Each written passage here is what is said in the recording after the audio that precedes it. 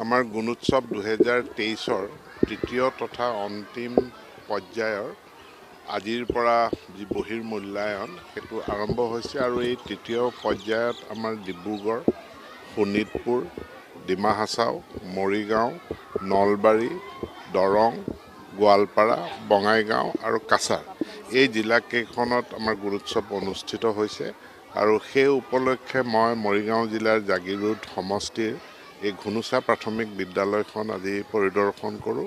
প্ৰায় 5 শতাধিক ছাত্ৰ ছাত্ৰী থকা এখন প্ৰাথমিক বিদ্যালয় হিচাপে বহুত ডাঙৰ বিদ্যালয়খনৰ আন্তঃগাঁথনি বা ইয়াৰ শৈক্ষিক দিশ এই সম্পৰ্কে মই অনুধাৱন কৰোঁ। যথেষ্ট সংখ্যক অভিভাৱক কমিউনিটি পাৰ্টিচিপেশ্যনটো মই ভাল দেখিছোঁ। অভিভাৱক তেওঁলোকৰ লগতো কথা পাতিছোঁ।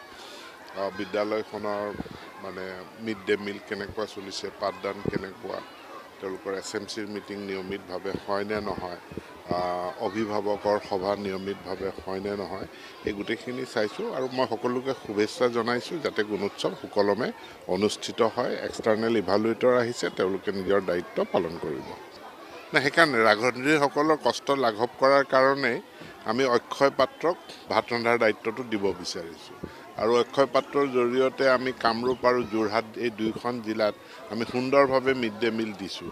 গতিকে ৰান্ধনী সহায়িকা তেওঁলোক যেনেধৰণে আছে তেওঁলোক তেনেধৰণেই থাকিব। তেওঁলোকৰ যি মাননি পায় মাননিটো পায়ে থাকিব। এতিয়া ভাত ৰান্ধিব লগা হৈছে, অক্ষয় পাত্ৰৰ স্কিমটো ইন্ট্ৰডিউচ হ'লে তেওঁলোকক হট কুক মিল ইয়াতে আনি দিব, সেইখিনি বিলাই তেওঁলোকক ছাত্ৰ ছাত্ৰীসকলক খুৱাব লাগিব।